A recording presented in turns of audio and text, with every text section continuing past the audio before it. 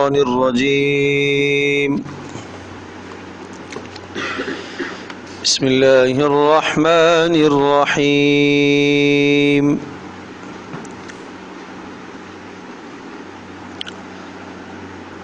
الذين ينفقون أموالهم بالليل والنهار سرا وعلانية ينفقون أموالهم بالليل والنهار سرا وعلانية فلهم أجرهم عند ربهم ولا خوف عليهم ولا هم يحزنون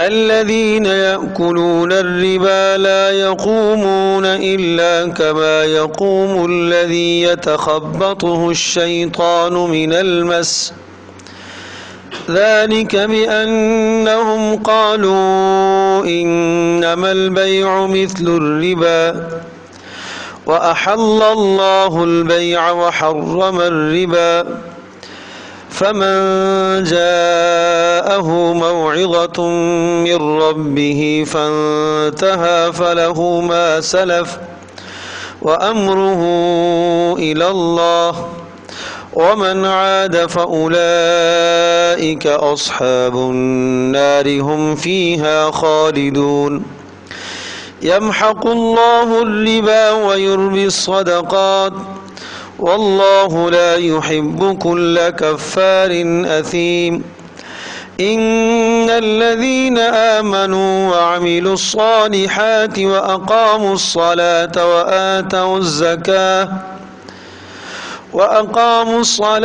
وآتوا الزكاة لهم أجرهم عند ربهم ولا خوف عليهم ولا هم يحزنون يا أيها الذين آمنوا اتقوا الله وذروا ما بقي من الربا إن كنتم مؤمنين فإن لم تفعلوا فأذنوا بحرب من الله ورسوله وإن تبتم فلكم رؤوس أموالكم لا تظلمون ولا تظلمون وإن كان ذو عسرة فنظرة إلى ميسرة وأن تصدقوا خير لكم إن كنتم تعلمون واتقوا يوما ترجعون فيه إلى الله ثم توفى كل نفس ما كسبت وهم لا يظلمون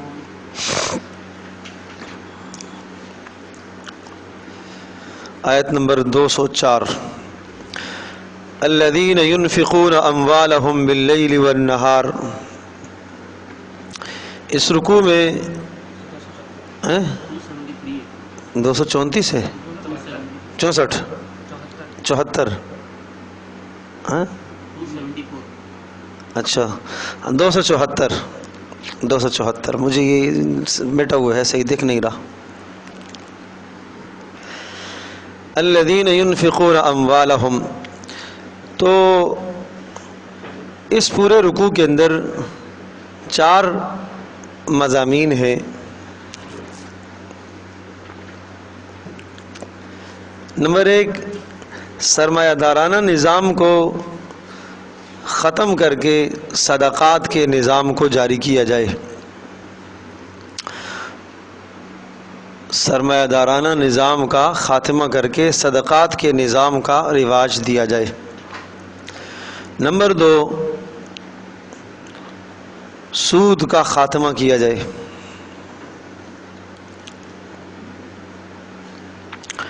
اور نمبر 3 مقروض کو مہلت دی جائے. اور نمبر 4 سود خور اللہ پاک سے جنگ کر رہا ہے.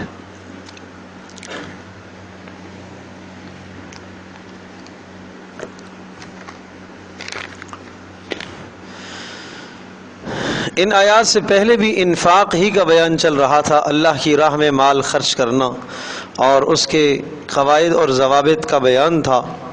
اب یہاں سے بھی الذین ينفقون اموالہم، خرچ کرنے کے اعتبار سے عام طور پر خرچ دن کو، رات کو، سرًا علانیۃً 4 صورتیں ہوتی ہیں۔ یا تو آدمی دن کو مال لگاتا ہے، یا آدمی رات کو خرچ کرتا ہے، اور یا سرًا چھپ کر خرچ کرتا ہے، یا علانیۃً اور سب کے سامنے خرچ کرتا ہے۔ 4 ہی احوال ہوتے ہیں، ان چاروں کو ذکر فرمایا۔ الذین ينفقون، فرمایا وہ لوگ جو خرچ کرتے ہیں، اموالہم اپنے مالوں کو، باللیل راتوں میں، والنہار دنوں میں، وسرًا اور چھپ کر، وعلانیۃً اور علی الاعلان سب کے سامنے۔ لیکن چونکہ خرچ کرنے کا مقصد صرف اور صرف اللہ کی رضا ہے، اور اگر علانیہ سب کے سامنے خرچ کرتے ہیں تو بھی ان کا مقصد یہ ہوتا ہے دوسروں کو تاکہ ترغیب ہو، ریاکاری مقصد نہ ہو۔ فلہم اجرہم عند ربہم، ان کے لیے ان کے پروردگار کے پاس بڑا اجر ہے۔ ولا خوف علیہم، ان پر کوئی خوف نہیں ہے۔ ولا ہم یحزنون، اور نہ وہ غمگین ہوں گے۔ یہاں ایک بات ذہن نشین فرما لیجئے کہ علانیہ طور پر خرچ کرنا، سب کے سامنے خرچ کرنا، پیچھے بھی عرض کر چکے ہم کہ سب کے سامنے خرچ کرنا زکوٰۃ کے مال کے لیے تو بہتر یہی ہے کہ علانیہ وہ خرچ کیا جائے تاکہ دوسروں کو ترغیب ہو۔ صدقات کے لیے افضل عمل یہ ہے کہ چھپ کر خرچ کیا جائے، لیکن اگر کسی جگہ پر آپ کے خرچ کرنے سے دوسروں کو ترغیب ہو سکتی ہے تو پھر علانیہ خرچ کرنے میں کوئی مذائقہ نہیں ہے۔ لیکن اگر علانیہ خرچ کرنے سے مقصد صرف نمود نمائش اور لوگوں کو دکھانا مقصد ہے تو اس خرچ پر کچھ بھی نہیں ملے گا۔ ایک حدیث پاک میں آتا ہے، حضرت عمر رضی اللہ تعالیٰ عنہ ایک مرتبہ اپنے گھر سے نکلے اور رسول اکرم صلی اللہ علیہ وسلم کے روضے پر تشریف لے گئے۔ وہاں دیکھا تو حضرت معاذ بن جبل رضی اللہ تعالیٰ عنہ نبی پاک صلی اللہ علیہ وسلم کے روضے کے پاس بیٹھے ہوئے رو رہے ہیں۔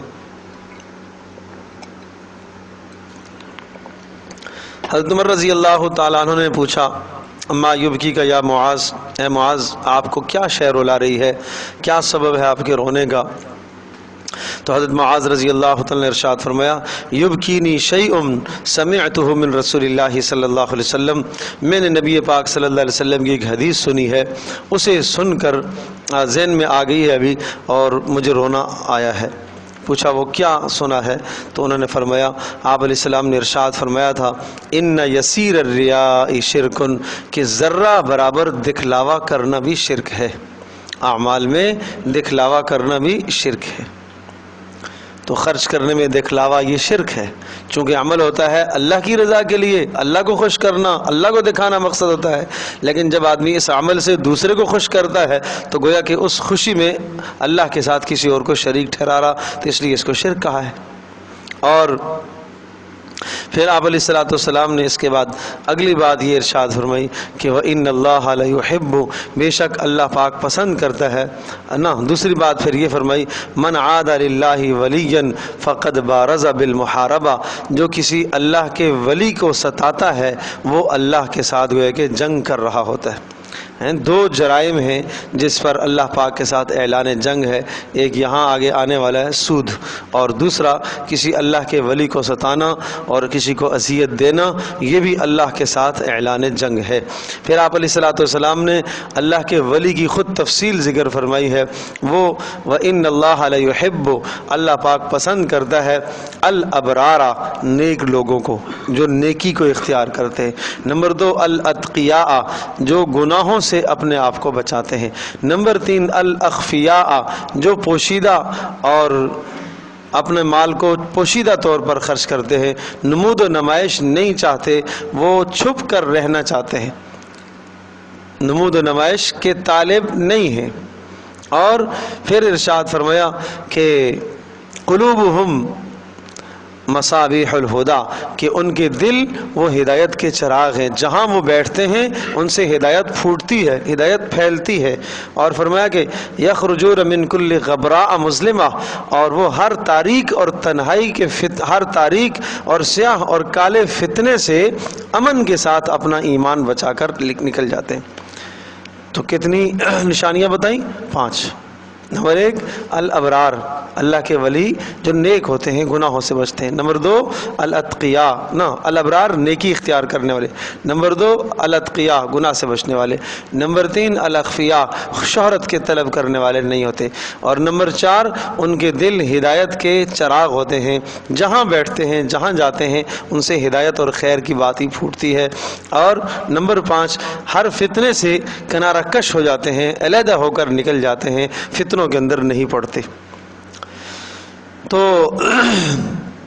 اس لیے مال اگر اعلانیہ طور پر خرچ کرو تو بھی اللہ کی رضا، فلہم اجرہم عند ربہم، ایسے لوگوں کے لیے اجر ہے ان کے پروردگار کے پاس، ولا خوف علیہم، اور ان پر کوئی خوف بھی نہیں ہے، ولا ہم یحزنون، اور نہ کوئی غم ہوگا۔ دو چیز ہوتی ہیں، ایک ہوتا ہے خوف اور ایک ہوتا ہے غم۔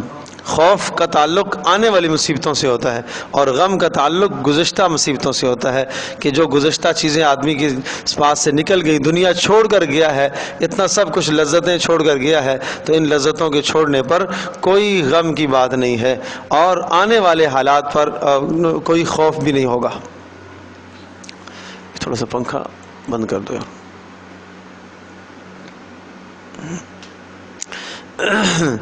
الذین یأکلون الربا، اور وہ لوگ جو کھاتے ہیں، یأکلون جو کھاتے ہیں، الربا سود کو، لا یقومون الا کما یقوم الذی یتخبطہ الشیطان من المس، لا یقومون وہ نہیں اٹھیں گے قیامت کے دن اپنی قبروں سے، الا مگر اس شخص کی طرح، یقوم الذی یقوم جو اٹھے گا، الذی وہ شخص، یتخبطہ الشیطان من المس جس کو شیطان اپنا اثر ڈال کر پاگل کر دے، خبتی کر دے، یتخبطہ اس کو خبتی کر دے، دیوانہ مجنون کر دے، پاگل کر دے، الشیطان شیطان، من المس لپٹ کر۔ شیطان جب کسی کے ساتھ لپٹتا ہے اور کسی پر اثر انداز ہوتا ہے، جنات، شیطان سے مراد یہاں جنات ہیں، جب جنات کسی پر اثر انداز ہوتے ہیں تو اس کی کیا کیفیت ہوتی ہے، سمجھے جی؟ وہ کیفیت ہوگی جب یہ قبر سے اٹھایا جائے گا۔ کون؟ سود خور۔ یہ بدترین سزا پہلی ہے کہ جب وہ قیامت کے دن قبر سے اٹھایا جائے گا تو ایسے اٹھے گا جس طرح سے شیطانوں کا چھوا ہوا اور جس کے اوپر شیطان لپٹ جاتا ہے اور جنات جس پر چمٹ جاتے ہیں اور وہ اسے اذیت دیتے ہیں اور وہ زبان سے بیہودہ باتیں کہہ رہا ہوتا ہے، اس شخص کی طرح یہ شخص قیامت کے دن اٹھے گا۔ غور فرمائیں، یہ نہیں کہا کہ مکمل پاگل ہو جائے، مکمل پاگل نہیں ہوتا۔ دیکھیں، ایک وہ آدمی جو بے ہوش ہو جاتا ہے، بے ہوش ہو گیا تو اس کو کوئی احساس نہیں ہوتا، اچھائی برائی کا احساس نہیں، اسے کوئی مارتا رہے پیٹتا رہے اسے احساس نہیں، بے ہوش جو ہوا۔ ایک آدمی مکمل 100% پاگل ہو جائے، اسے بھی کوئی احساس نہیں، اسے بھی اچھائی برائی کی تمیز نہیں۔ لیکن وہ آدمی کی جس کے اوپر جنات اثر انداز ہوتے ہیں اور جنات اس کے ساتھ لپٹ جاتے ہیں، اس کی صورتحال کیا ہوتی ہے؟ وہ زبان سے بیہودہ باتیں کہہ رہا ہوتا ہے، اپنے اختیار میں نہیں ہوتا، اندر اس کے جنات بول رہے ہوتے ہیں، سمجھے جی؟ تو وہ زبان سے بیہودہ باتیں کہہ رہا ہوتا ہے۔ دوسری طرف اگر اس کو کوئی مارے تو مار کا احساس بھی اس کو ہوتا ہے۔ تو مکمل پاگل نہیں، نیم پاگل جسے شیطان کا جس پر اثر ہوتا ہے۔ تو جس طرح سے وہ جنات کا اثر شدہ آدمی وہ اپنے پرائے کی تمیز کھو بیٹھتا ہے، اسی طرح سے یہ آدمی بھی اچھائی برائی کی تمیز کھو بیٹھے گا۔ سود خور کی یہ سزا ہے کہ دنیا کے اندر بھی سود جب انسان کھاتا ہے تو پھر اسے اچھائی برائی کی تمیز نہیں رہتی۔ یہ ایسا زہر ہے کہ جب یہ اندر انسان کے جسم میں سرایت کرتا ہے تو آدمی اچھائی برائی کی تمیز کو کھو بیٹھتا ہے، جائز ناجائز کی تمیز کو کھو بیٹھتا ہے۔ اس کے مطمع نظر صرف اپنا پیٹ پالنا ہوتا ہے، چاہے سارا خاندان، چاہے ساری قوم، چاہے غریب سے غریب تر آدمی اس کے سامنے بھی آ جائے، جب بھی اس کا دل نرم نہیں ہوتا، رحم دلی سے یہ محروم ہو جاتا ہے۔ جس طرح سے وہ شیطان کا لپٹا ہوا انسان رحم دلی سے محروم ہے، اس کے سامنے بچہ آئے گا تو اس کو بھی تھپڑ لگائے گا، باپ آئے گا تو اسے بھی لات مارے گا، ماں آئے گی تو اسے بھی گھسا مارے گا، اس کے اندر رحم نہیں ہے، رحم نام کی کوئی شے اس کے پاس نہیں رہی۔ اسی طرح سے اس کا حال بھی دنیا میں ہوتا ہے، اور دنیا میں سود خور کا یہ حال تو میدان محشر میں بھی اسی طرح سے اٹھایا جائے گا۔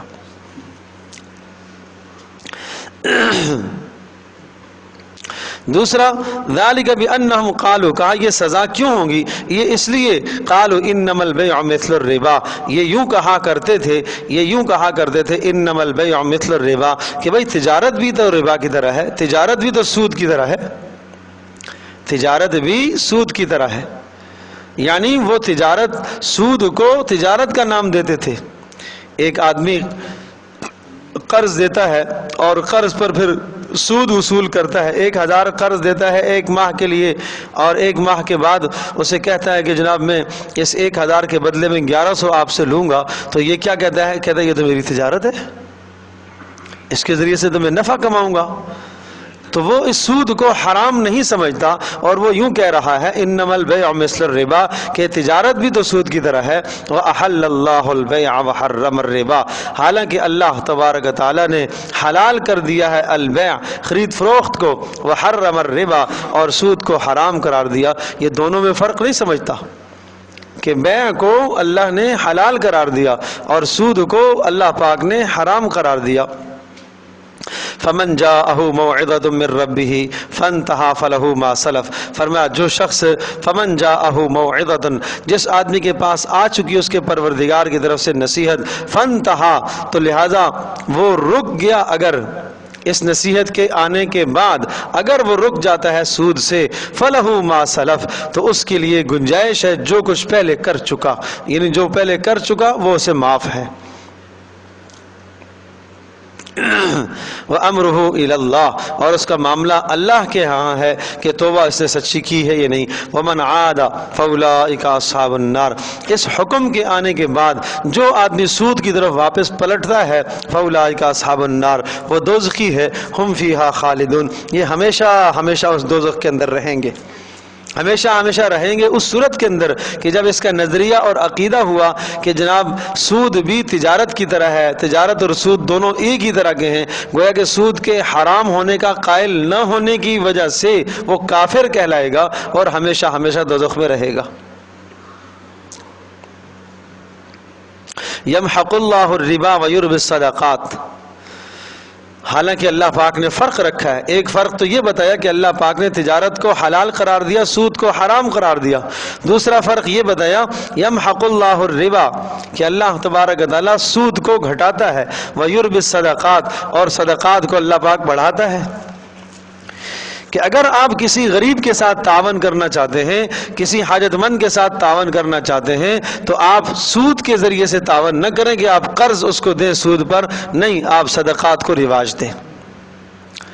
زمانہ جاہلیت میں یوں ہوتا تھا، حضرت صلی اللہ تعالی وسلم کے زمانے میں سود کی ایک شکل یہ بھی ہوتی تھی کہ ایک آدمی قرض دیا کرتا تھا، مالدار لوگ قرض دیتے تھے، اور وہ غربا کو، حاجت مندوں کو قرض دیتے تھے، اور کوئی قرض لینے کے لیے آتا تو ان سے کہتے کہ بھائی ٹھیک ہے ہم آپ کو قرض دیں گے، لیکن جب آپ واپس کرو گے تو اتنا اتنا مزید آپ کو دینا پڑے گا۔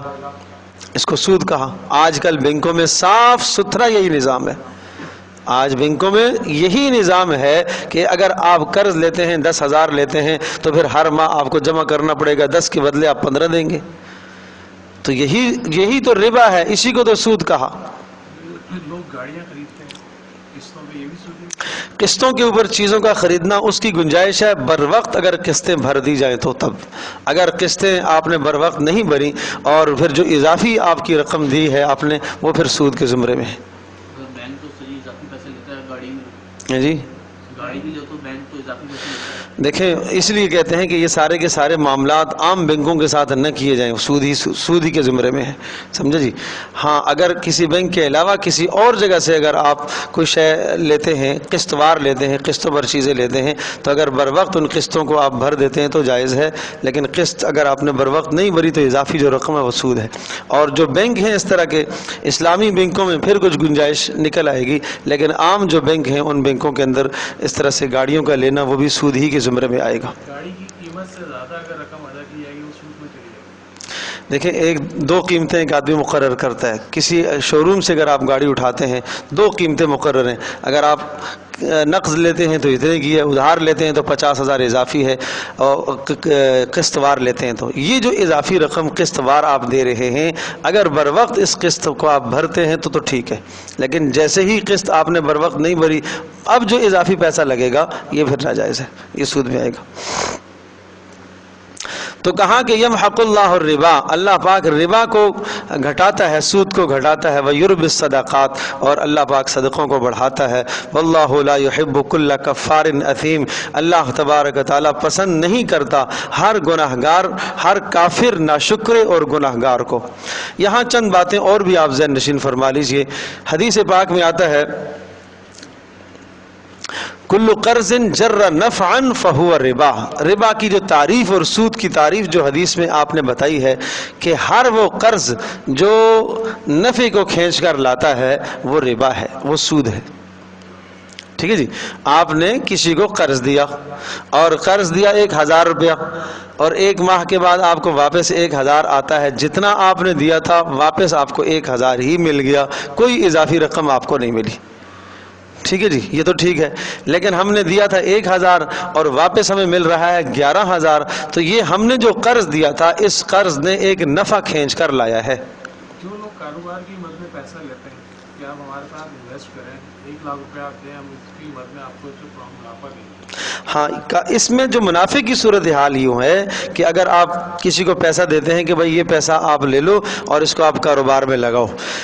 اچھا, اس میں مضاربت, مشارکت, جہت متعین کرنی چاہیے.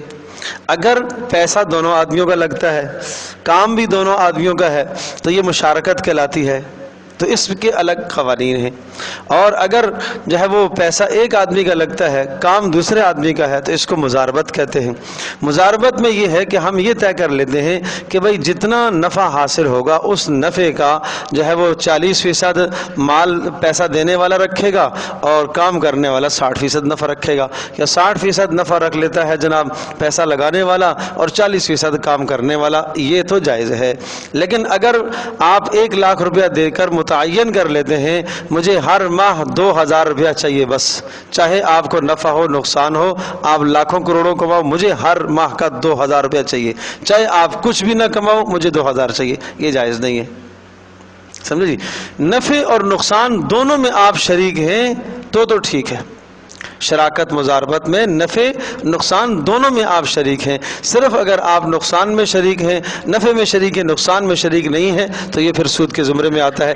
اس لیے ہم کہتے ہیں کہ فکس متعین نہیں کرنا چاہیے, آپ فیصد کے اعتبار سے بات رکھیں تو درست ہے. جتنا نفع آئے گا اس میں سے اتنے فیصد آپ کا ہے, یہ بات درست ہے. تو بات یہ عرض کر رہا تھا کہ رسول پاک صلی اللہ علیہ وسلم نے ارشاد فرمایا کہ کل قرض جر نفعا فہو ربا, ہر وہ قرض جو نفع کو کھینچ کر لاتا ہے وہ ربا میں شامل ہے. پھر نبی پاک صلی اللہ تعالی علیہ وسلم نے اس کی مزید وضاحت کرتے ہوئے 6 چیزوں کو آپ نے معیار قرار دیا.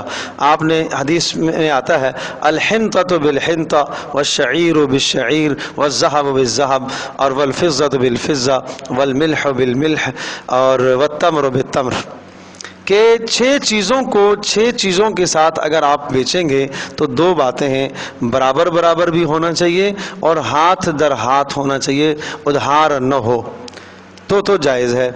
آپ نے 6 چیزیں کیا متعین فرمائی؟ سونا سونے کے ساتھ, چاندی چاندی کے ساتھ, جو کے ساتھ, یا گندم کے ساتھ, اور اسی طرح سے نمک کے ساتھ, اور کھجور کے ساتھ. سمجھے جی. تو یہ 6 چیزیں جو آپ نے متعین کر دی ہیں, ان کو مد نظر رکھتے ہوئے فقہاء نے باقی چیزوں کے اندر بھی انہی باتوں کا, ان بنیادی قیودات کا اور علتوں کا اور اسباب کا اعتبار کیا ہے. مثال کے طور پر ہم سونا خریدتے ہیں, کرنسی پیسہ ہم دے کر سونا خریدتے ہیں. یہ جو ہماری جیبوں میں پیسہ ہے, جو نوٹ ہیں, یہ حقیقت میں سونا ہے. سمجھے جی, یہ کرنسی جو ہے یہ بھی سونے ہی کی ایک شکل ہے. اس لیے اگر ہم مثال کے طور پر سونار کے پاس جاتے ہیں, اپنا سونا دے کر اس سے ہم نیا سونا اٹھاتے ہیں, تو یہ سونے کے بدلے میں سونا ہم خرید رہے. اس میں 2 باتوں کی رعایت ہے. دو باتوں کی، ایک تو برابری بھی ہونی چاہیے، کمی زیادتی ہوگی تو بھی سود ہے، نمبر دو ادھار بھی جائز نہیں ہے، اگر ادھار ہوگا تو بھی جائز نہیں ہے۔ لہذا سونار کے پاس ہم جا کر پیسے دے کے آ جاتے ہیں اور ہم یہ کہتے ہیں کہ ہمیں اتنے دنوں کے بعد اتنا سونا چاہیے، ٹھیک ہے جی، تو یہ بھی جائز نہیں ہے، ادھار اس میں جائز نہیں ہے، اس میں نقد معاملات ہیں، ہاں اسی میں، ٹھیک ہے جی۔ تو اسی طرح سے چاندی کو چاندی کے بدلے میں، اسی طرح سے کھجور کو کھجور کے بدلے میں، یہ 6 چیزیں آپ نے متعین فرمائی۔ تو اشارہ اس بات کی طرف ہے کہ ہر وہ چیز جو ناپ تول والی ہو، نپنے والی ہو، سمجھے جی، یا وزن والی چیز ہو، جب ان چیزوں کو آپ بیچیں گے چیزوں کے بدلے میں تو پھر وہاں ضروری ہے کہ دونوں چیزیں برابر ہوں، مقدار دونوں کی برابر ہو اور دونوں کی جنس بھی ایک ہو۔ مثال کے طور پر میں ایک آدمی کو گندم 1 کلو دے رہا ہوں اور 2 کلو اس سے گندم وصول کر رہا ہوں، گندم کے بدلے میں گندم لے رہا ہوں، تو یہاں برابری بھی ضروری ہے اور نقد بھی ضروری ہے۔ اگر ادھار ہوگا تو بھی جائز نہیں ہے، اور اسی طرح سے کمی زیادتی ہوگی تو بھی جائز نہیں ہے۔ تو ان 6 باتوں کو سامنے رکھ کر پھر فقہا نے اپنی علتیں اور اسباب نکالے ہیں، اور سود بہت ساری، اور آج کل ہمارے ماحول اور معاشرے میں بہت ساری چیزوں کے اندر سود آتا ہے جس کا ہمیں احساس اور شعور بھی نہیں ہوتا۔ تو بس تفصیل اور وہی حدیث کو آپ ذہن نشین کر لیجئے گا سامنے، جس میں آپ نے فرمایا کہ ہر وہ قرض جو نفع کھینچ کر لے کر آتا ہے بلا کسی سبب، بغیر کسی اجرت، بغیر کسی سبب کے، تو وہ ربا اور وہ سود کہلاتا ہے۔ یمحق اللہ الربا ویربی الصدقات، فرمایا اللہ پاک ربا کو بڑھاتا، سود کو اللہ پاک گھٹاتا ہے، ویربی الصدقات، اور صدقات کو اللہ پاک بڑھاتا ہے۔ واللہ لا یحب کل کفار اثیم، اللہ پاک پسند نہیں کرتا ہر ناشکر گناہگار کو۔ اصل میں کسی بھی حرام مال کے اندر برکت نہیں ہوتی، حرام میں کوئی برکت نہیں ہے، اور اس کے برخلاف حلال مال کے اندر برکت ہے۔ جس طرح سے آپ دیکھتے ہیں کہ حلال جانور ہیں، ہر سال میں کتنے کٹتے ہیں، لیکن اس کے باوجود بھی پھر وافر مقدار میں موجود ہو جاتے ہیں۔ قربانی کا موقع آتا ہے تو کتنی لاکھوں کے حساب سے جانور کٹتے ہیں، بکریاں اور گائے کٹتی ہیں، لیکن اس کے باوجود اگلے سال پھر اور وافر آ جاتے ہیں۔ اور حرام جانور ہیں، حالانکہ یہ حلال جانور یہ بچے بھی کم جنتے ہیں، اور جو حرام جانور ہیں، کتیا ہے، سمجھے جی، بلی ہے، کتنے زیادہ بچے ہیں، لیکن اس کے باوجود بھی وہ حلال جانوروں سے تعداد میں معاشرے میں کم ہے۔ تو یہ ایک سادی سی مثال آپ لے لیں کہ اللہ پاک کا نظام ہے کہ اللہ پاک نے حلال میں برکت رکھی ہے اور حرام میں اللہ پاک نے برکت نہیں رکھی۔ ان الذین آمنوا وعملوا الصالحات، اب یہ اشارہ اس بات کی طرف ہے کہ ربا اور سود سے بچنے کے لیے جو بنیادی اصول ہیں، کیسے آپ بچ سکیں گے؟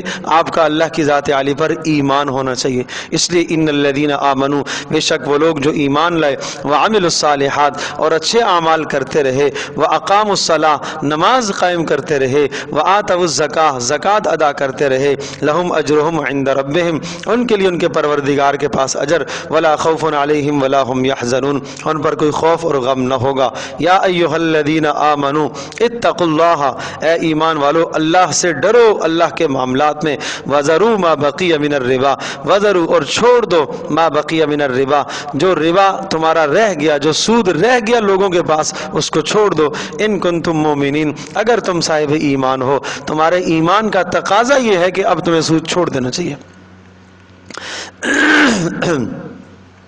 کہ جب سود کی حرمت آئی ہے تو اب لوگوں نے جو قرضے دیے ہوئے تھے، سود پر قرضے دیے ہوئے تھے، اب انہیں کہا گیا کہ اب تم اپنے اصل مال کو تو لے لو۔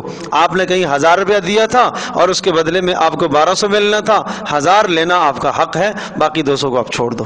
یہ معنی ہے وَذَرُوا مَا بَقِيَ مِنَ الرِّبَا، چھوڑ دو جو ربا کا حصہ باقی بچ گیا، ان کنتم مؤمنین، اگر تم صاحب ایمان ہو۔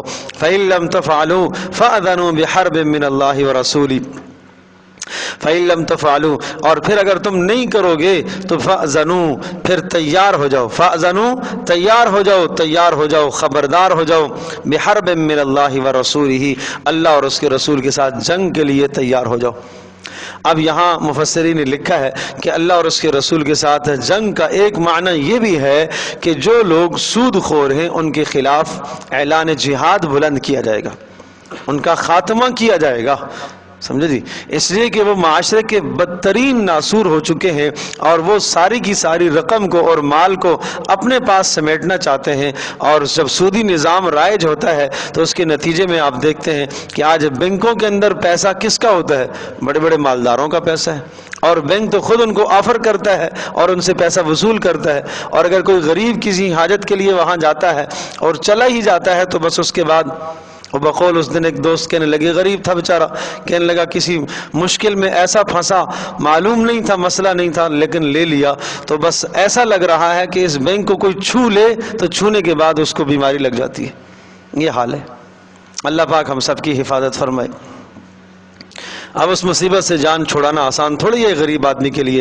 وَإِن تُبْتُمْ، اگر تم توبہ کرو گے، فَلَكُمْ رُؤُوسُ أَمْوَالِكُمْ، تو تمہارے لیے گنجائش ہے، رؤوس اموالکم، اپنے اصلی مال کے لینے کی گنجائش ہے۔ رؤوس رأس کی جمع ہے اصل مال، رأس المال تم لے سکتے ہو، اور رأس المال سے مراد وہی جو مال تم نے کہیں دیا ہے، اور اس طرح سے لو کہ لا تظلمون ولا تظلمون۔ کتنا پیارا لفظ ہے، لا تظلمون، تم بھی زیادتی نہ کرو، ولا تظلمون، اور نہ تم پر زیادتی کی جائے، یعنی نہ تم اس پر زیادتی کرو کہ 1100 لو، اور نہ تمہارے اوپر زیادتی کی جائے کہ وہ تمہیں 1000 پورا نہ دے، 900 تمہیں دے، ایسا نہ ہو۔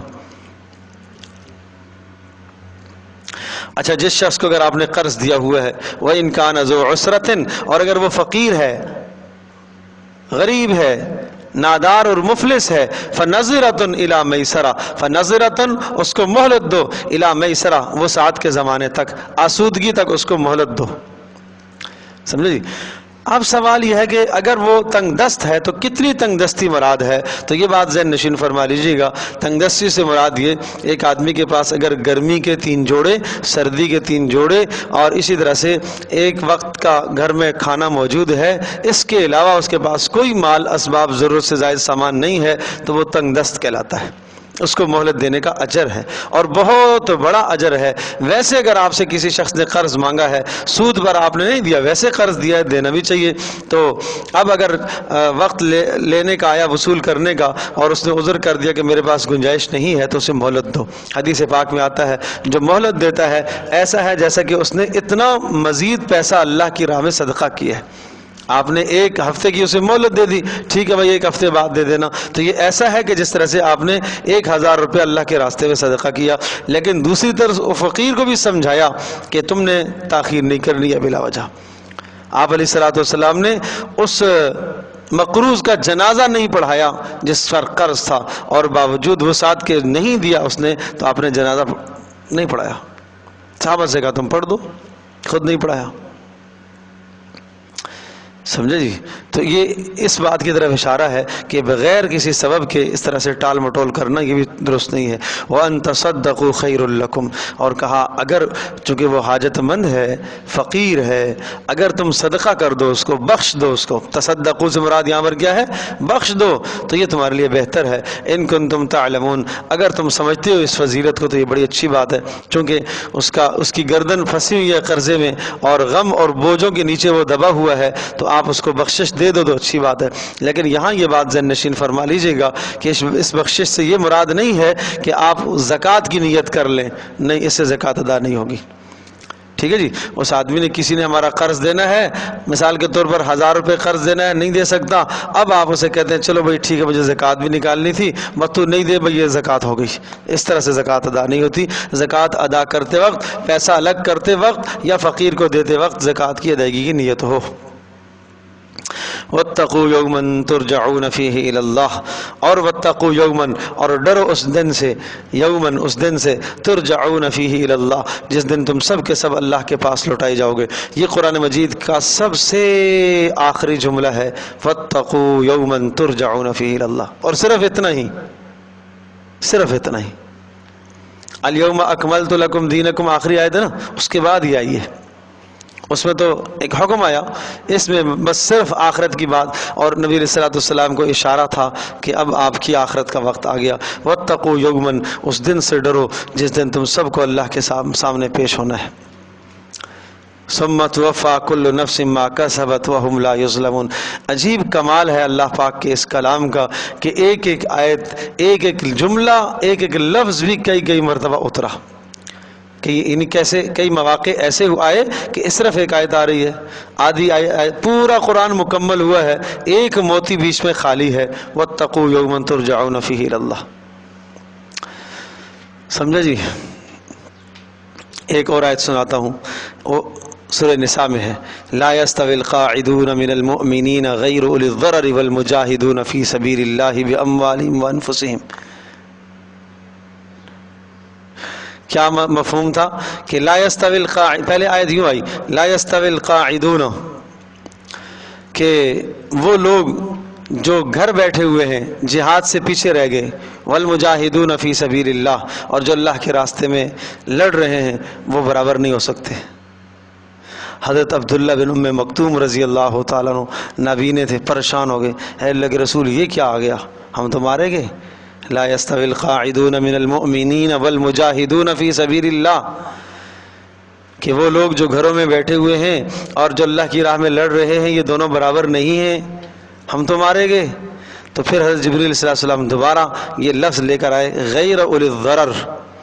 تو اب آیت یوں ہو گئی لا يستوی القاعدون من المؤمنین غیر اولی الضرر، کہ وہ مسلمان معذور جو گھروں میں بیٹھے ہوئے ہیں اور جو اللہ کی راہ میں لڑ رہے ہیں، سمجھا جی، یہ برابر نہیں.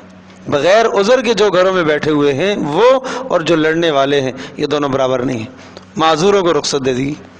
تو صرف ایک لفظ آیا غیر اولی الضرر. اللہ اکبر. یا ایھا الذین آمنوا ثم توفی کل نفس ما کسبت، اور پھر پورا بدلہ دیا جائے گا ہر نفس کو جو اس نے کیا، وہم لا یظلمون، اور ذرہ برابر زیادتی نہیں کی جائے گی. یا ایھا الذین آمنوا اذا تداینتم بدین الی اجل مسمى. یہ آیت بھی بڑی اہم آیت ہے اور باہمی معاملات کے اصول بتا رہی ہے. باہمی معاملات، بے سلم، ادھار کی بے سمجھتے ہو نا، خرید فروخت، ادھار کی خرید فروخت کرنے کے مسائل ہیں اس میں. اچھا، اس کی دو صورتیں ہوتی ہیں. ایک صورت تو یہ ہے کہ ہم کیا کریں، پیسہ آج دے دیں اور مال ہم بعد میں اٹھائیں. آپ نے پیسہ دے دیا اور کہا بھائی 1 ماہ کے بعد آپ نے مجھے مال لا کے دینا ہے. ایک صورت یہ ہوتی ہے. اور ایک صورت یہ ہے کہ سامان آپ آج وصول کر لیا، پیسہ 1 مہینے کے بعد دینا ہے. یہ دونوں کی دونوں چیزیں کیا ہوتی ہیں، ادھار کہلاتی ہیں. سمجھے؟ تو جو پہلے والی صورت ہے کہ پیسہ آج ہم دے دیں اور مال ہم 1 ماہ کے بعد وصول کریں گے، اس کو کہتے ہیں بے سلم. اس کو شریعت کی اصطلاح میں سلم کہا جاتا ہے. سلم، سین لام میم سلم. سمجھے؟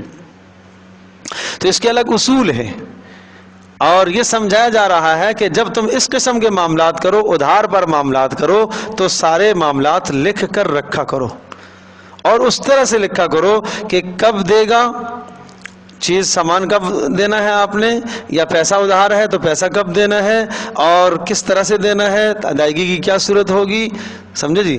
اور میرے پاس لا کر دو گے یا مجھے لے کر آپ کے پاس سے وصول کرنے ہوں گے، چیک دینا ہے، کیش دینا ہے، ہر چیز کو طے کر کے پہلے سے لکھیں گے. سمجھے جی؟ اور یہ اس لیے کیا جا رہا ہے تاکہ آپس میں معاملات بگڑے نہ، اختلافات نہ پیدا ہوں. اور اس طرح سے ادھار کے معاملات کو رواج دیا گیا سود کے خاتمے کے لیے کہ سود کو ختم کرو، اس طرح سے ادھار کے معاملات کو بڑھاؤ. مالی معاملات میں ادھار کی تمہیں اجازت شریعت نے دی ہے، اور نہ صرف اجازت دی ہے بلکہ مستحسن اور بہتر قرار دیا گیا ہے تاکہ ایک دوسرے کے تم کام آ سکو.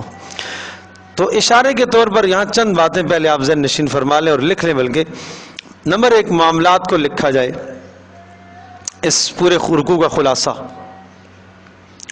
نمبر 2، لکھنے والا کسی بھی قسم کی کمی بیشی نہ کرے.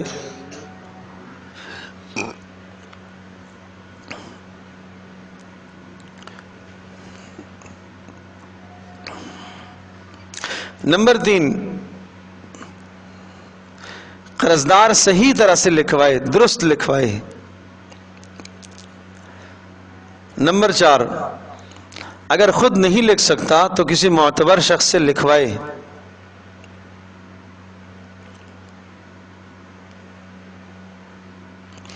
نمبر 5، اس تحریر پر 2 گواہ موجود ہوں، گواہان کے دستخط ہوں. نمبر 6، گواہان صحیح گواہی دیں، درست گواہی دیں۔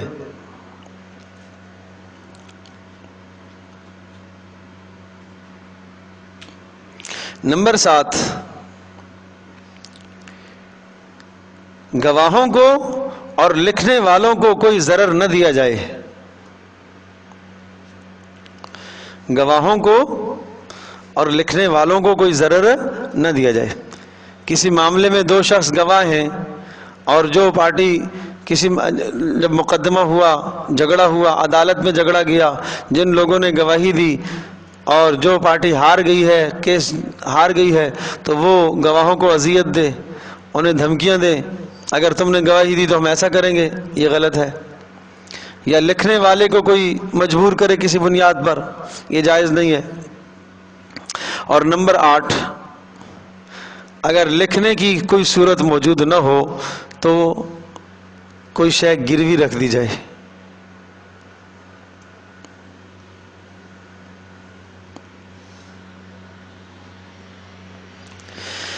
اب دیکھیں یہ سارے احکام اس رکوع کے اندر ہیں۔ یا ایھا الذین آمنوا، اے ایمان والو، اذا تداینتم بدین، اذا تداینتم، جب تم ایک دوسرے کے ساتھ معاملہ کرو، بدین، ادھار کا، دین ادھار کا، چیز کے ادھار کا یا پیسے کے ادھار کا، چیز بعد میں دوں گا یا پیسے، جو بھی صورت ہو، الی اجل مسمن، ایک وقت مقررہ تک۔ تو پتہ چلا کہ وقت مقرر کرنا چاہیے۔ یہ ادھار کے معاملات کو مثال کے طور پر دیکھو، معاملات اتنے صاف ہونے چاہیے، جیسے کہ ایک دکاندار کے پاس ہم جاتے ہیں اور ہم جا کے سامان اٹھاتے ہیں، ہم نے اسے کچھ نہیں بتایا کہ میں کب آپ کو پیسے دوں گا، نہ اس نے پوچھا، یہ جائز نہیں ہے۔ ہاں جہاں طے ہے کہ ہم ہر مہینے سودا اٹھاتے ہیں اور مہینے کی پہلی کو ہم اس کو پیسے دے دیتے ہیں، وہ سے بھی معلوم ہے کہ مجھے پہلی پر مل جائیں گے، یہ تو کوئی مذائقہ نہیں ہے، سمجھے جی۔ اس کے علاوہ جو بھی ادھار کے معاملات ہوں، ان ادھار کے معاملات میں وقت متعین کیا جائے۔ اسی طرح سے یہاں سے آپ کوئی چیز کرائے پر لیتے ہیں، آپ گاڑی کرتے ہیں، مجھے فلاں جگہ جانا ہے، کتنے پیسے، جو مرضی ہے دے دینا، تو یہ معاملہ بھی درست نہیں ہے، یہ مجہول معاملات درست نہیں ہے، طے کیا جائے۔ یہاں وہاں جب آپ پہنچے، آپ گاڑی سے اترے تو آپ کا خیال تھا کہ 100 روپیہ بننا چاہیے، اس کے خیال میں تھا کہ 150 ہونا چاہیے، تو اب تو لڑائی ہو جائے گی، سمجھے جی۔ تو معاملات چاہے اپنے گھروں کے اندر بھی ہوں، جب بھی اجنبیوں کی طرح معاملات کیا کرو، بھائی بھائی بھی آپس میں معاملات کریں تو اجنبیوں کی طرح کریں، سمجھے جی۔ باپ بیٹے کے معاملات بھی اجنبیوں کی طرح ہونے چاہیے تاکہ معاملات بالکل صاف ہوں، بعد میں پریشانیاں نہ ہوں آپ کو۔ تو اذا تداینتم بدین الی اجل مسمن، فرمایا کہ جب تم معاملہ کرو آپس میں ادھار کا تو الی اجل مسمن، ایک وقت مقررہ تک، تو فاکتبوہ، پہلا کام کیا کرو کہ اس کو بولو، لکھ لو۔ اچھا جی، ولا یأبا کاتب، اور ہاں ولیکتب بینکم، اور چاہیے کہ لکھ لے تمہارے درمیان میں، کاتب بالعدل، ایک لکھنے والا انصاف کے ساتھ، عدل انصاف کے ساتھ۔ ولا یأبا کاتب، اور انکار نہ کرے لکھنے والا، کسی سے کہا جائے بھائی آپ لکھو، آپ ہمارے درمیان کے اس معاملے کو ذرا ہمیں طے کرا دو، ہمیں سمجھ میں نہیں آ رہی۔ ولا یأبا کاتب، اور نہیں جائز کہ انکار کرے کاتب، ان یکتب، کہ وہ لکھے، کما علمہ اللہ، جیسا کہ اللہ نے اس کو سکھایا ہے، اللہ نے اس کو صلاحیت دی ہے، فلیکتب، وہ لکھے۔ تیسرا حکم، ولیملل الذی علیہ الحق، اور جس آدمی کے ذمہ حق ہے، یعنی جو مقروض ہے، جس کو پیسے دینے ہیں، جس کو اگر نہیں پیسے دینے ہیں، جو مقروض بن رہا ہے، چیز کا مقروض ہے یا اسی طرح سے پیسوں کا مقروض ہے، ولیملل، وہ لکھوا دے، الذی علیہ الحق، جس شخص پر حق ہے وہ لکھوائے، یعنی مطلب یہ ہے کہ اگر خود نہیں لکھ سکتا تو لکھوائے۔ ولیتق اللہ ربہ، اور اللہ سے ڈرتا رہے لکھواتے وقت بھی، کہ کمی بیشی کے ساتھ نہ لکھوائے، درست لکھوائے۔ ولا یبخس منہ شیئا، اور اس سے کوئی بھی کمی نہ کرے، لکھواتے وقت کسی بھی شے کی کمی نہ کرے۔ کتنے صاف صاف احکام دیے۔ فإن کان الذی علیہ الحق، اور جو مقروض ہے مثال کے طور پر فَإِن كَانَ اگر ہو وہ شخص جس کے اوپر حق ہے یعنی جو مقروض ہے صفیحاً وہ مجنون دیوانہ ہو او ضعیفاً یا بوڑھا ہو او لا يستطيع یا وہ استطاعت نہ رکھتا ہو گونگا ہونے کی وجہ سے یا زبان نہ سمجھنے کی وجہ سے کہ ان یملا کہ وہ لکھوائے تو پھر کون لکھوائے فَلْيُمْلِلْ وَلِيُّهُ بِالْعَدْلِ پھر اس شخص کا کوئی نائب اور اس کا کوئی ولی لکھوائے اس کا کوئی وارث لکھوائے. نہیں سمجھے؟ معاملہ ایک آدمی کسی کے ساتھ طے کرا رہا ہے اور اس نے جناب 1 ماہ کے بعد پیسے دینے ہیں یا 1 ماہ کے بعد چیز دینی ہے لیکن یہ لکھوا نہیں سکتا کسی سے نہ خود لکھ سکتا ہے اور نہ کسی سے لکھوا سکتا ہے معاملے کو. کیوں نہیں لکھوا سکتا؟ اس لیے کہ بوڑھا ہے صحیح سمجھ میں آتی نہیں ہے کہ کیا معاملہ لکھوائے. یا اسی طرح سے جناب زبان نہیں سمجھتا کہ میں کیسے بولوں بھائی کیا بات کہوں تو کیا کہا فَلْيُمْلِلْ وَلِيُّهُ بِالْعَدْلِ پھر اس کا کوئی نائب اس کا کوئی بیٹا اس کا کوئی عزیز اس کا رشتہ داروں میں سے کوئی آئے اور وہ لکھوائے لیکن وہ بھی عدل کے ساتھ انصاف کے ساتھ لکھوائے. وَاسْتَشْهِدُوا شَهِيدَيْنِ مِن رِجَالِكُمْ وَاسْتَشْهِدُوا اور شہادت طلب کر لیا کرو وَاسْتَشْهِدُوا گواہ بنا لیا کرو شہیدین 2 گواہوں کو من رجالکم کس میں سے مردوں میں سے. یہاں 2 باتیں ہیں مردوں میں سے. ایک بات تو یہ ہے کہ من رجالکم تمہارے مردوں میں سے تو مطلب ہے کہ گواہ کس کو بنائیں گے؟ نہیں مسلمان تمہارے مردوں میں سے غیر مسلم تمہارا نہیں ہے بھلے رشتہ دار ہو تمہارے مردوں میں سے. ایک بات تو یہ آ گئی. دوسری بات یہ آ گئی کہ گواہ کس کو بنائیں گے؟ رجالکم مردوں میں سے بچوں میں سے نہیں نابالغ کو نہیں بالغ. اور اتنا اہم معاملہ ہے کہ اگر تمہیں 2 گواہ مرد نہ ملے فَإِن لَّمْ يَكُونَا رَجُلَيْنِ اگر نہ میسر ہوں تمہیں رجلین 2 مرد تو پھر کیا کرو فَرَجُلٌ وَامْرَأَتَانِ پھر ایسا کرو کہ 1 مرد لے لو وَامْرَأَتَانِ اور 2 عورتیں لے لو. گواہی کے طور پر 1 مرد اور 2 عورتیں. ممن ترضون من الشہداء سمجھے جی. تو اس کا یہ مطلب ہے ممن ترضون من الشہداء کہ جن کو گواہ بنانا تم پسند کرتے ہو. اجنبیوں کو تم نہ اپنے اوپر تھوپو. ایسا آدمی جو تمہارا خیر خواہ ہو جو کل گواہی میں تمہارے ساتھ کھڑا ہو. آج گواہ تو بنا لیا ہے لیکن کل جب گواہی دینے کا عدالت میں موقع آیا تو وہ غائب ہے. ایسا نہیں. ممن ترضون من الشہداء جن کو تم شہداء اور گواہ پسند کرتے ہو. اور 2 عورتیں کیوں بتایا اس کی حکمت سمجھائی. ان تضل احداہما فتذکر احداہما الاخرى ان تضل احداہما کہ ان دونوں میں سے ایک اگر بھول جاتی ہے فتذکر احداہما الاخرى تو اس ایک کو دوسری یاد دلا دے گی. تو پتہ چلا کہ عورتیں بھولتی زیادہ ہیں. اللہ اکبر. اب اس پر ایک حدیث سناتا ہوں. رسول پاک صلی اللہ تعالیٰ علیہ وسلم ایک مرتبہ عید کی نماز کے لیے تشریف لے جا رہے تھے تو کچھ عورتیں بیٹھی ہوئی تھیں. تو حضرت صلی اللہ تعالی وسلم نے ان عورتوں سے یہ ارشاد فرمایا یا معاشر النساء تصدقنا تم صدقہ کرتی رہا کرو. فإنی اریتکن فرمایا کہ مجھے تم دکھائی گئی ہو جہنم میں زیادہ تم جہنم میں مجھے زیادہ دکھائی گئی ہو. تو انہوں نے کہا بما یا رسول اللہ اللہ کے رسول کیوں؟ تو آپ علیہ السلام نے ارشاد فرمایا اس لیے کہ یکفرن العشیرہ شوہر کی ناشکری کرتی ہے. نمبر 2 یکسرن اللعنہ لعن تان کثرت سے کرتی ہیں. اس وجہ سے یہ 2 اسباب بتائے شوہروں کی ناشکری اور لعن تان کی کثرت. اور ایک دوسری حدیث میں شوہر کی ناشکری کو اس طرح سے آپ نے ارشاد فرمایا کہ اگر شوہر اس پر ساری زندگی احسان کرتا رہے ذرا سی اگر کوئی کمی آ جاتی ہے تو وہ یوں کہہ بیٹھتی ہے کہ میں نے اس گھر میں کبھی کوئی خیر نہیں دیکھی. تو یہ فطرت بتائی عورت کی کہ عورت کی فطرت میں ناشکری ہے. تو اس میں تنبیہ ہے عورتوں کو بھی اور تنبیہ ہے مردوں کو بھی. عورتوں کو کیا تنبیہ ہے کہ تم شکر کی طرف آؤ اور شکر کرتی رہا کرو اور شوہروں کا شکر گزار رہا کرو. کہ اگر شوہر تمہیں کوئی تمہارے ساتھ احسان کرتے ہیں، کوئی بھی چیز لے کے آتے ہیں، گو کہ ان کا حق ہے تمہارے نان نفقے کا بندوبست کرنا، یہ ان کا فرض ہے، لیکن اس کے باوجود بھی اگر تمہارے اچھا رکھتے ہیں اور تمہارے ساتھ کوئی خیر اور بھلائی کا معاملہ کرتے ہیں تو تمہیں کیا کرنا چاہیے؟ ان کا شکریہ ادا کرنا چاہیے۔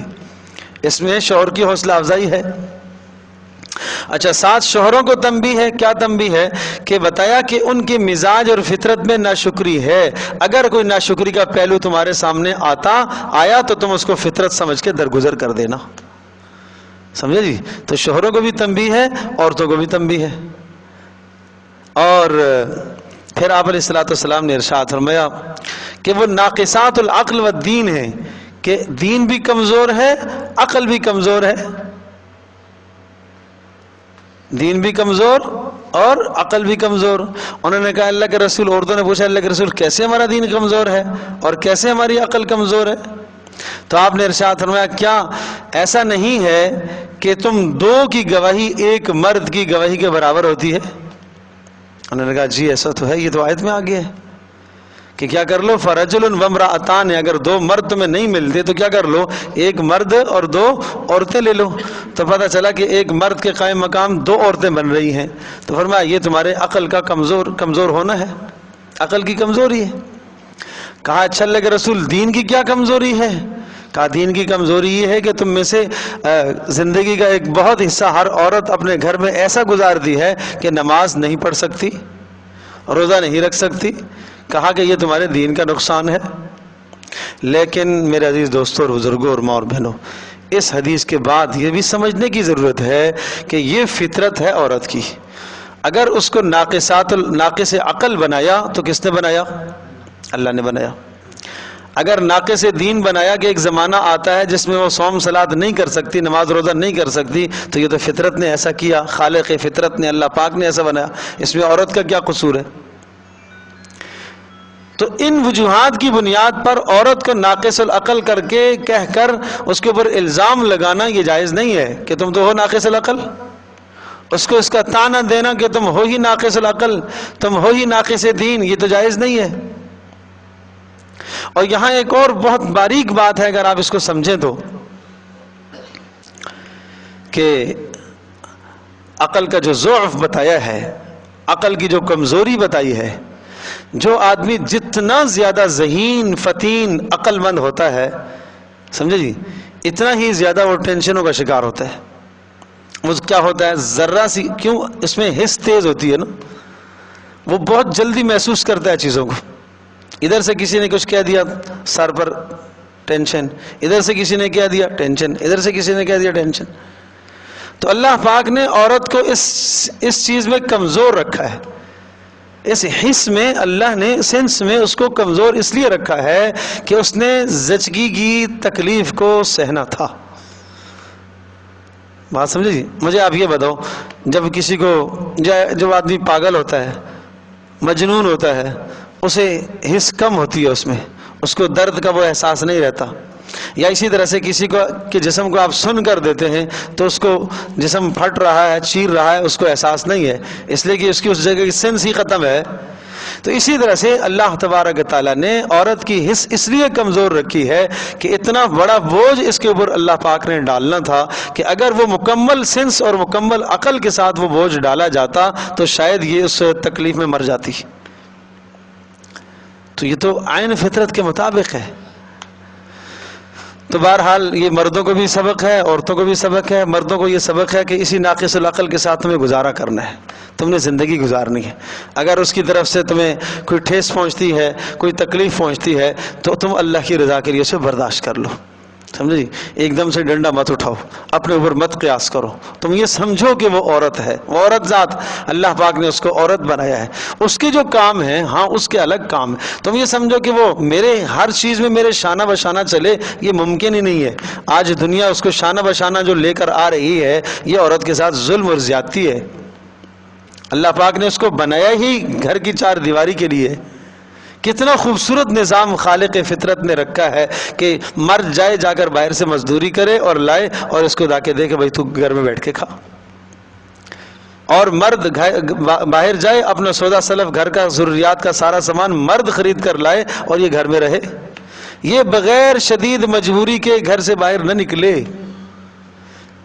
کسی بھی جھگڑے کے اندر اس کا کوئی کام نہیں ہے، کسی بھی معاملے میں اس کا کوئی کام نہیں ہے۔ اس کے ذمے جو بڑا کام دیا گیا ہے وہ کیا ہے؟ گھر کی تربیت ہے۔ اور یہ بات میں اکثر عرض کیا کرتا ہوں کہ دیکھو بچی جب تک وہ باپ کے گھر میں ہے اس کے سارے ناز نخرے باپ اٹھاتا ہے، بھائی اٹھاتے ہیں، اور اس کا خرچہ سارا باپ اٹھاتا ہے۔ جیسے ہی بچی رخصت ہو گئی ہے گھر سے، بالغ ہونے کے بعد اس کی شادی کرا دی گئی ہے، فوری منتقل ہو گیا وہ سارا کا سارا نظام شوہر کی طرف کہ اب اس کی رہائش کا بندوبست شوہر کرے گا، اس کی لباس کا بندوبست شوہر کرے گا، اس کی خوراک کا بندوبست شوہر کرے گا۔ اب اس کی ساری ذمہ داری ہو گئی ہے، نہ وہاں اس کی ذمہ داری تھی اور نہ یہاں اس کی ذمہ داری ہے کمانا۔ کمانے سے اللہ پاک نے اس کو صاف رکھا، کیوں؟ اس لیے کہ اس کے ذمے گھر کی تربیت ہے۔ یہ بڑا کام تھا، اس بڑے کام کے لیے چھوٹے چھوٹے کام پیچھے کر دیے جاتے ہیں۔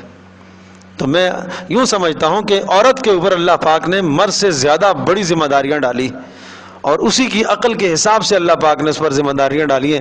نسل کی تربیت کرنا، اولادوں کی تربیت کرنا کوئی ہلکا کام ہے؟ کوئی چھوٹا کام ہے؟ اگر اپنے گھر سے ایک خوبصورت تربیت یافتہ انسان پیدا کیا، انسان خوبصورت تربیت یافتہ انسان نکالا ہے، تو وہ معاشرے میں ہزاروں کے سدھرنے کا ذریعہ بنے گا، اور اگر وہ یہاں سے بگڑ کے نکلا ہے تو پھر ہزاروں کو بگاڑنے کا ذریعہ بنے گا۔ وہ دیکھنے میں تو انسان ہوگا لیکن وہ حقیقت میں درندہ ہوگا، اس کے اندر وہ اوصاف، وہ خوبیاں نہیں ہیں جو انسان کے اندر ہونی چاہیے۔ تربیت کی کمی کی بنیاد پر وہ کیا انسانیت ہے پھر؟ تو اتنا بڑا کام تھا اس کے ذمے کہ ایک لمحے یہ اپنے گھر سے غافل نہ رہے۔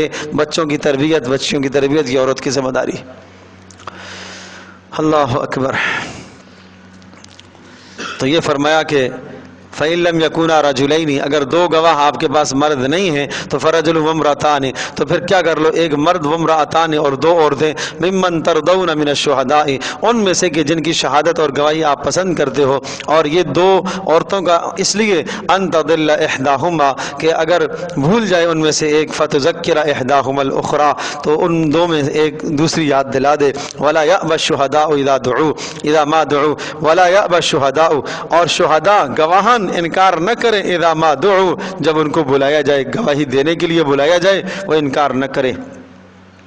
وَلَا تَسْأَمُوا أَن تَكْتُبُوهُ صَغِيرًا أَوْ كَبِيرًا إِلَىٰ أَجَلِهِ، پھر دوبارہ سے اس حکم کو دہرایا، پہلے والے حکم کو، وَلَا تَسْأَمُوا، اور مت اکتا ہو، مت تم تھکو، مت اکتا ہو، أَن تَكْتُبُوهُ، کہ تم لکھو، صغیراً او کبیراً، چھوٹا معاملہ ہو یا بڑا ہو، إِلَىٰ أَجَلِ، ایک وقت مقرر تک لکھا کرو۔ ذَلِكُمْ أَقْسَطُ عِندَ اللَّهِ، یہ انصاف کی بات ہے اللہ کے یہاں، وَأَقْوَمُ لِلشَّهَادَةِ، اور گواہی کے وقت یہ آسانی ہوگی، لکھا ہوا ہوگا تو گواہی دینے میں آسانی ہوگی۔ وَأَدْنَا أَلَّا تَرْتَابُوا، اور کم سے کم یہ فائدہ تو ہے ہی ہے، اللہ ترتابو، کہ تمہیں کسی قسم کا شک اور شبہ نہیں ہوگا۔ ہاں، إِلَّا أَن تَكُونَ تِجَارَةً، یہ استثناء ہے ماقبل پورے احکام سے، کہ اگر تمہارا خرید فروخت کا معاملہ ایسا ہو کہ ہاتھ در ہاتھ ہو، آپ نے پیسے دیے اور چیز کو وصول کیا، تو پھر لکھنے کی کوئی ضرورت نہیں ہے۔ ٹھیک ہے جی؟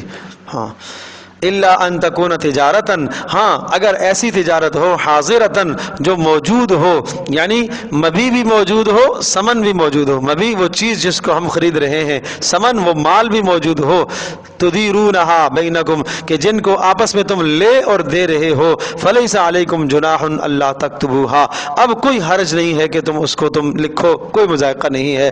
ہاں اتنا کر لو، واشہدوا اذا تبایعتم، یہاں پر بھی اگر تم کسی کو گواہ بنا ڈالو تو اچھا ہے۔ یہ جب بڑے معاملات کرو اور زیادہ مہنگے معاملات ہوں، اگرچہ لین دین آمنے سامنے تم نے کیا ہے اور آپ نے پیسے دیے، چیز وصول کی، لیکن گواہ کر لو تو اچھا ہے۔ ولا یضار کاتب ولا شہید، اور فرمایا کہ ضرر نہ دیا جائے کسی کاتب کو، لکھنے والے کو، ولا شہید، اور نہ گواہ کو کوئی ضرر دیا جائے۔ وَإِن لَّمْ تَفْعَلُوا وَإِن تَفْعَلُوا فَإِنَّهُ فُسُوقٌ بِكُمْ، اور یاد رکھیے گا اگر لکھنے والے کو تم نے نقصان دیا یا گواہ کو تم نے نقصان دیا، فَإِنَّهُ فُسُوقٌ بِكُمْ، یہ خلاف ورزی تمہاری طرف سے ہوگی۔ وَاتَّقُوا اللَّهَ، اور اللہ سے ڈرتے رہو۔ وَيُعَلِّمُكُمُ اللَّهُ، اور اللہ نے تمہیں کتنی اہم باتیں سکھائی ہیں۔ اللہ بِكُلِّ شَيْءٍ عَلِيمٌ، اور اللہ اللہ تبارک و تعالی ہر شے کو جاننے والا ہے۔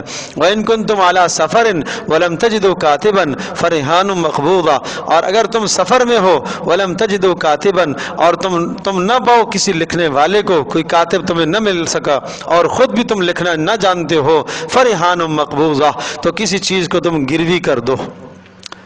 سمجھے جی؟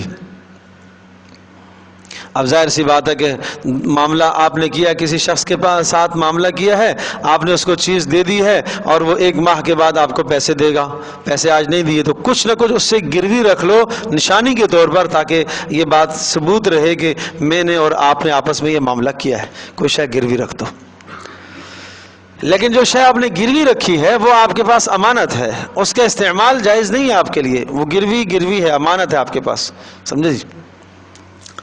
فَإِنْ أَمِنَ بَعْضُكُمْ بَعْضًا فَلْيُؤَدِّ الَّذِي اؤْتُمِنَ أَمَانَتَهُ وَلْيَتَّقِ اللَّهَ رَبَّهُ۔ اچھا، یہ گروی رکھنے کی صورت بھی یہ ہے کہ اگر ضرورت آپ محسوس نہیں کرتے ہو، فَإِنْ أَمِنَ، اگر بے خوف ہیں، بَعْضُكُمْ بَعْضًا، تم میں سے بعض سے بے خوف ہیں، کسی قسم کا غم نہیں ہے، نہیں بھی میں اس کو جانتا ہوں، اس کے گھر کو جانتا ہوں، اس کے خاندان کو جانتا ہوں، یہ دے دے گا، کوئی مسئلہ نہیں، فَلْيُؤَدِّ الَّذِي اؤْتُمِنَ أَمَانَتَهُ، فَلْيُؤَدِّ، تو ٹھیک ہے، نہ لکھو کوئی بات نہیں ہے، نہ گروی رکھو کوئی بات نہیں ہے، فَلْيُؤَدِّ الَّذِي اؤْتُمِنَ، تو پھر چاہیے کہ وہ دے دے، الذی، وہ شخص، اؤتمن امانتہ، جس کے اوپر امانت کا بوجھ ڈالا گیا۔ کس پر ڈالا گیا؟ جو مقروض ہے، جس نے پیسے دینے ہیں۔ وَلْيَتَّقِ اللَّهَ رَبَّهُ، اور اللہ سے ڈرتے رہو کہ حق پورا ادا کرو۔ وَلَا تَكْتُمُوا الشَّهَادَةَ، اور گواہیوں کو مت چھپایا کرو۔ وَمَن يَكْتُمْهَا فَإِنَّهُ آثِمٌ قَلْبُهُ، اور فرمایا جو گواہی کو چھپاتا ہے، فَإِنَّهُ آثِمٌ قَلْبُهُ، یقیناً وہ دل کا مجرم ہے۔ وَاللَّهُ بِمَا تَعْمَلُونَ عَلِيمٌ، اللہ تبارک و تعالی خوب جانتا ہے جو اعمال تم کرتے ہو۔ للہ ما فی السماوات و ما فی الارض۔ اب سورہ مبارکہ کا خلاصہ آیا، پوری سورت کا خلاصہ ہے، آخری رکوع ہے سورۃ البقرہ کا، تو اب خلاصہ دیکھیں کس طرح سے خلاصہ آ رہا ہے۔ اب آپ کو پہلے یہ یاد کرنا ہوگا کہ سورۃ البقرہ کا موضوع کیا تھا۔ شاباش، یا ایھا الناس اعبدوا ربکم الذی خلقکم، اس رب کی بندگی کرو جس نے تمہیں پیدا کیا، یہی نا؟ اس پر سارے دلائل دیے تھے، یاد ہے؟ دلائل دیے، پھر بیچ میں احکام آئے، سمجھے جی؟ اور پھر اسی طرح سے قتال اور جہاد کے مسائل آئے، پھر گھریلو زندگی کے مسائل آئے، پھر طلاق، نکاح، اور اسی طرح سے عدت کے مسائل کا تفصیلی بیان چلا، اور پھر اس کے بعد جو ہے پھر دلائل آئے، اللہ کی قدرت کے دلائل آئے، اور اللہ لا الہ الا الحی القیوم سے دلائل آئے، اور پھر اس کے بعد جو ہے آگے انفاق کی مسائل سارے ذکر فرمائے، اور پھر سود کا خاتمہ کیا، اور پھر صدقات کے رواج دینے کا حکم دیا۔ تو گویا کہ جتنے احکام نازل ہو گئے اب سب کا خلاصہ یہاں بتایا جا رہا ہے۔ للہ ما فی السماوات و ما فی الارض، سب سے پہلی بات تو وہ جو موضوع ہے تمہارا وہ یہ ہے کہ آسمان اور زمین کی سلطنت اللہ ہی کی ہے۔ للہ، آپ کو یاد ہوگا میں نے بتایا تھا کہ جب یہ لفظ آتا ہے تو اس کا معنی ہوتا ہے اللہ ہی کے لیے، جو آسمانوں میں جو زمینوں میں، کیا مطلب؟ اللہ ہی خالق، اللہ ہی مالک، اللہ ہی متصرف، ٹھیک ہے جی؟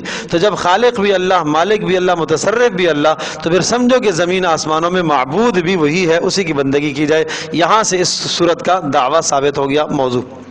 وَإِن تُبْدُوا مَا فِي أَنفُسِكُمْ أَوْ تُخْفُوهُ يُحَاسِبْكُم بِهِ اللَّهُ۔ اب یہ سارے کے سارے احکام کی طرف اشارہ ہے۔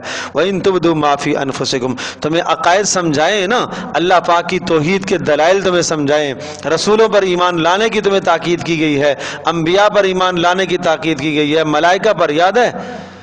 قل من کان عدوا لجبریل من کان عدوا للہ و ملائکتہ، ملائکہ پر ایمان لانے کی تاکید کی گئی ہے، رسولوں پر ایمان لانے کی تاکید کی گئی ہے، کتابوں پر ایمان لانے کی تاکید ہے، آخرت پر ایمان لانے کی تاکید ہے۔ وہ شروع میں یؤمنون بالغیب ویقیمون الصلاۃ ومما رزقناہم والذین یؤمنون بما انزل الیک وما انزل من قبلک وبالآخرۃ هم یوقنون، یہ سارے مضامین آئے نہیں آئے؟ اب ان مضامین میں سے اللہ تبارک و تعالیٰ سب کو جانتا ہے کہ کس نے اپنے دلوں میں کن کن باتوں کو بٹھایا ہے، کیا عقیدے تمہارے دلوں میں، اس لیے فرمایا وَإِن تُبْدُوا مَا فِي أَنفُسِكُمْ، اور جو تم چھپاتے ہو اپنے دلوں کے اندر، عقائد صحیح آئے ہیں تمہارے دلوں میں یا عقائد باطل ہیں، جو تم چھپائے رکھتے ہو، او تخفوہ، یا جو تم ظاہر کرتے ہو ظاہری اعمال میں سے۔ پہلے کا تعلق عقائد سے ہے اور تخفو کا تعلق ظاہری اعمال سے ہے، بات سمجھے جی؟ تو پھر کیا ہوگا؟ یحاسبکم بہ اللہ، اللہ تبارک تعالیٰ ان سب پر تمہارا محاسبہ کرے گا، حساب لے گا۔ پھر کیا ہوگا؟ فیغفر لمن یشاء ویعذب من یشاء، اللہ تبارک تعالیٰ فیغفر جسے چاہے گا بخش دے گا اور جسے چاہے گا سزا دے گا۔ واللہ علی کل شیء قدیر، اللہ تبارک تعالیٰ قدرت رکھنے والا ہے ہر شے پر، یعنی سزا دینے پر بھی معاف کرنے پر بھی قدرت رکھتا ہے۔ آمن الرسول بما انزل، آمن الرسول کیا ترجمہ کریں گے؟ ہاں جی، آمن الرسول بما انزل الیہ من ربہ والمؤمنون، ایمان لائے، اور اگر یوں ترجمہ کرو تو زیادہ اچھا، آمن الرسول، دیکھو دیکھو رسولوں نے بھی مانا ہے، نہیں سمجھے؟ احکام کی پیروی تو رسولوں نے بھی کی ہے، جو احکام اللہ کی طرف سے نازل کیے گئے وہ سارے احکام کس نے مانے؟ رسولوں نے۔ بلند مقام ہونے کے باوجود بھی وہ رسول بھی اللہ کے سامنے سجدہ کر رہے ہیں، تو تم کیوں نہیں کرو گے؟ وہ رسول بھی سارے احکام مانتے ہیں جو پیچھے آ چکے ہیں سورۃ البقرہ میں، سارے احکام، وہ سارے احکام رسولوں نے بھی مانے ہیں، گھریلو زندگی کے سارے احکام انہوں نے مانے، سمجھے؟ تو یہ کیا ترجمہ کر رہا ہوں؟ آمن الرسول، رسولوں نے بھی مان لیا، احکاموں کو تسلیم کر لیا۔ کون سے احکام؟ بما انزل الیہ، جو اتارے گئے ان کی طرف سے، من ربہ، ان کے پروردگار کی طرف سے، والمؤمنون، اور ایمان والوں نے بھی مان لیا۔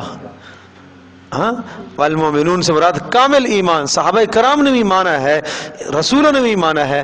کیا مانا؟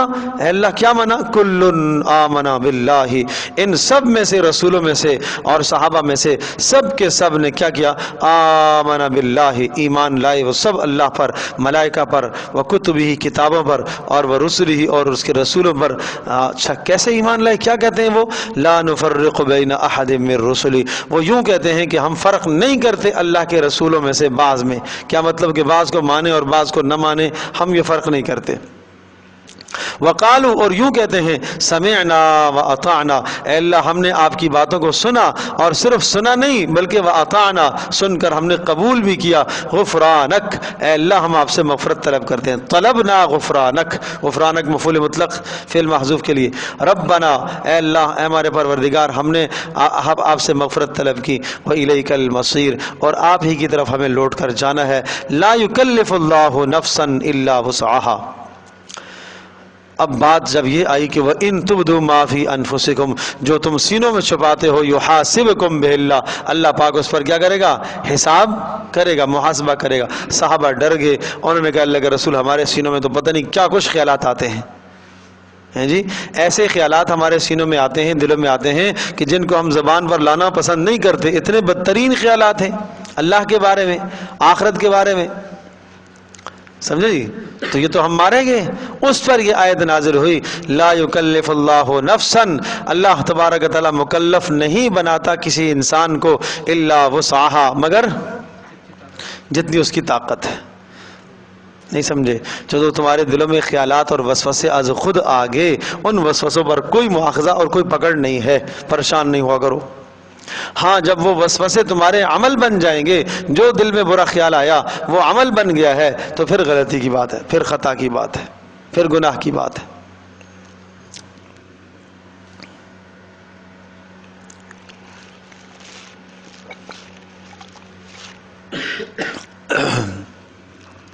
یہاں ایک بات اور ذہن نشین فرما لیں، اور اس کلمے کو اپنے پاس اپنے دل پر نقش کر کے لے کے جائیں، لا یکلف اللہ نفسا الا وسعها۔ رخصتے نہ ڈھونڈا کرو، رخصتے نہ ڈھونڈا کرو، ہیں جی؟ کیا مطلب؟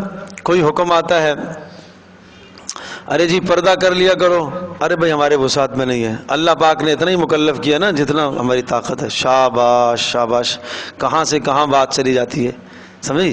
تو ہم اس کو کیا کرتے ہیں؟ رخصت میں لے جاتے ہیں، سمجھی؟ ارے بھائی نماز پڑھا کرو، صبح اٹھا کرو، ارے نہیں اٹھ سکتا ہوں، کیوں؟ بھائی لا یکلف اللہ نفسا الا وسعها۔ تو یہ اپنی طرف سے تشریح کرتے ہیں کہ رات کو جناب 2 بجے سویا ہوں جی، رات کو 3 بجے سویا ہوں، اب صبح نہیں اٹھ سکتا، کیا کروں؟ میرے بس میں نہیں ہے۔ کیوں بس میں نہیں ہے؟ شریعت کا کوئی حکم ایسا نہیں ہے جو میرے بس میں نہ ہو، بس اس کا مطلب یہ ہے کہ اللہ نے جو احکام تمہیں بتائے ہیں وہ تمہاری بس اور طاقت میں ہیں، یہ ہے لا یکلف اللہ نفسا الا وسعہا کا مطلب، کہہ رہے جو تمہارے دلوں میں وسوسے آگے، وہ وسوسے از خود خیالات آتے ہیں، وہ تمہاری طاقت سے باہر ہیں. نہیں سمجھے؟ جو تمہارے دلوں میں خیالات اور وسوسے برے آگے، گناہوں کے خیالات آگے، اور خیال آئے اور نکل گئے اور چلے گئے، لیکن تم نے اس گناہ اور اس خیال وسوسے پر عمل نہیں کیا، اس میں کوئی پکڑ نہیں. اس میں پکڑ نہیں ہے. عمل پہ آگے تو عمل پہ پکڑ ہے.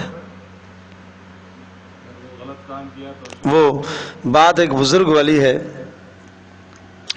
ایک مرید تھا تو وہ کسی بزرگ سے ملنے کے لیے گیا، سمجھے؟ تو انہوں نے کہا کہ بھائی وہ تم کس سے تعلق ہے تمہارا؟ کہا جی فلاں سے تعلق ہے، فلاں شیخ سے تعلق ہے. تو انہوں نے کہا تمہارا جو شیخ ہے اور تمہارا جو پیر ہے اس کو زنا کے بڑے وسوسے آتے ہیں، اس کو زنا کے بڑے وسوسے آتے ہیں. تو وہ مرید پریشان ہو گیا کہ ہمارے شیخ کو زنا کے وسوسے آتے ہیں. تو اس نے واپس آ کر یہ بات کہہ دی کہ فلاں صاحب کے پاس میں گیا تھا اور انہوں نے آپ کے بارے میں یوں کہا کہ تمہارے شیخ کو زنا کے وسوسے آتے ہیں. تو انہوں نے ان کو سلام بھیجا، کہا جا کے ان سے کہہ دو زنا کے وسوسے آتے ہیں، زنا کرتا نہیں ہے. بات سمجھے نہیں سمجھے؟ وسوسوں پر تو نہیں پکڑ، وسوسوں پر نہیں پکڑ ہے، جب وہ وسوسہ عمل بنے گا تو پکڑ ہے. سمجھے جی؟ لیکن یہاں یہ بات اچھی طرح سے ذہن نشین فرمائیں، وسوسہ کس کو کہتے ہیں؟ ایک ہے بری سوچ، ایک ہے وسوسہ، خیال آیا برائی کا اور پھر چھٹ گیا. لیکن ایک خیال آیا اور دماغ میں لیے سوچ رہا ہے یوں کرنا ہے، یہ کرنا ہے، وہ کرنا ہے، منصوبے بنا رہا ہے، تو یہ تو سوچ ہے، اس پر پکڑ ہے. دماغ کو بری سوچ سے پاک رکھو، منفی سوچ سے پاک رکھو. خیالات اگر برے آ جاتے ہیں، شارع فیصل ہے اس پر جناب، وہ اچھی گاڑیاں بھی چلتی ہیں، گدھا گاڑی بھی چلتی ہے. اب ایک اچھی گاڑی والا 50 لاکھ کی گاڑی والا جا رہا ہے برابر سے گدھا، وہ اس کو کوسنا شروع کرے، تو یہاں کیوں آیا ہے بھائی؟ ارے بھائی وہ تو روڈ ہے، شارع ہے، اس میں گدھے بھی چلیں گے، گھوڑے بھی چلیں گے، سائیکل بھی ہے، موٹر سائیکل بھی ہے، 50 لاکھ کی کروڑ کی گاڑی بھی ہے، اور جناب پھٹیچر موٹر سائیکل بھی چلے گی اس پر. تو سمجھے؟ اسی طرح سے اللہ نے دماغ جو بنایا ہے نا، اس میں اچھے خیال بھی آئیں گے، برے بھی آئیں گے، ہر طرح کا خیال آتا ہے اس میں. دماغ جو ہوا، ذہن جو ہوا، ہاں ہم نے اس برے خیال کو اپنے اندر پروان نہیں چڑھنے دینا ہے، اس کو ایک دم سے آپ ہٹا دیں، جھڑک دیں، تو یہ اس کا ازالہ ہو جائے گا. تو لا یکلف اللہ نفسا الا وسعہا کو غلطی کی طرف، ادھر دوسری طرف مت لے جانا کہ نہیں بھائی ہم نہیں عمل کر سکتے. بھائی اچھا شادی کا موقع آیا، ارے بھائی دیکھو سنت کے مطابق شادی کرو، تو فوری ہمیں آیت یاد آئی لا یکلف اللہ نفسا الا وسعہا. بھائی ہے جی، ہمارے معاشرے میں یہ بڑا مشکل ہے، لہٰذا ہم نہیں کر سکتے، اللہ نے ہمیں اتنا ہی مکلف بنایا جتنی ہماری طاقت ہے. تو یہ معاف کیجئے گا، یہ معنی آیت کا نہیں ہے. ایک اور بات پھر عرض کر رہا ہوں، اس کو اپنے دلوں اور دماغوں میں نقش کریں. ایک بات اور میں آپ کے سامنے تفسیر بیان کر رہا ہوں، پڑھا رہا ہوں، آپ حضرات پڑھ رہے ہیں. آپ میں سے ہر آدمی کے اندر جو اللہ نے صلاحیت رکھی ہے نا، اس صلاحیت کے متعلق آپ سے قیامت کے دن پوچھا جائے گا کہ آپ نے کتنا کام کیا تھا. بس یہ بھی ہے لا یکلف اللہ نفسا الا وسعہا کے اندر شامل ہے. مجھ سے یہ سوال ہوگا کہ آپ کو جو ہم نے دیا، علم دیا، جو کچھ بھی دیا، اس میں آپ نے کتنا پھیلایا. یہ مجھ سے سوال ہے. یہ سوال آپ سے بھی ہوگا کہ آپ کو اللہ پاک نے جو وقت دیا تھا، اس وقت کے اندر آپ نے کتنا دین پر لگایا ہے. پھر آپ نے یہاں سے جو علم سیکھا ہے، ہم نے آپ کو سیکھنے کی توفیق دی ہے، بیٹھنے کی توفیق دی ہے، آپ کے وقت فارغ کروائے ہیں، اللہ نے آپ کے دل میں یہ بات ڈالی ہے. اب آپ نے اس پر کتنا کام کیا. ایک آدمی اپنے گھر میں 4 افراد کو دین کی بات سمجھا سکتا ہے، نہیں سمجھاتا تو اللہ پاک نے اس کو مکلف بنایا تھا، اس نے اس پر کام نہیں کیا، اس پر پکڑ ہوگی، بالکل پوچھا جائے گا. سمجھے جی؟ آپ کے دوست و احباب، آپ کا ایک حلقہ ہے جناب، 6 10 20 آدمی، آپ رات کو ایک کال کرتے ہیں تو سارے ہوٹل پر جمع ہو جاتے ہیں کھانا کھانے کے لیے دوست. چلو جی، تو مطلب یہ ہے کہ اتنی وسعت اللہ نے آپ کو دے رکھی ہے، آپ کی ایک بات پر، ایک کال پر سارے ساتھی جمع ہو جاتے ہیں. سمجھے جی؟ ایک کال آپ نے خاندان، عورتوں نے کال کی، خاندان میں ساری جمع ہو گئی ہیں، آج ہماری دعوت ہے. تو اس کا مطلب یہ ہوا کہ آپ کی دعوت پر جب یہ 10 عورتیں جمع ہو سکتی ہیں تو ان 10 کو دین کی بات سمجھانا بھی آپ کی ذمہ داری ہے. یہ اس میں شامل ہے. لا یکلف اللہ نفسا الا وسعها، کہ ہم مکلف کرتے ہیں اتنا ہی جتنا اس کی طاقت اور وسعت ہوتی ہے. تو جتنا اللہ پاک نے آپ کو اقتدار دیا، آپ کو اختیار دیا، آپ کو علم دیا، آپ کو سمجھ بوجھ دی ہے، اتنا اللہ پاک آپ سے پوچھے گا.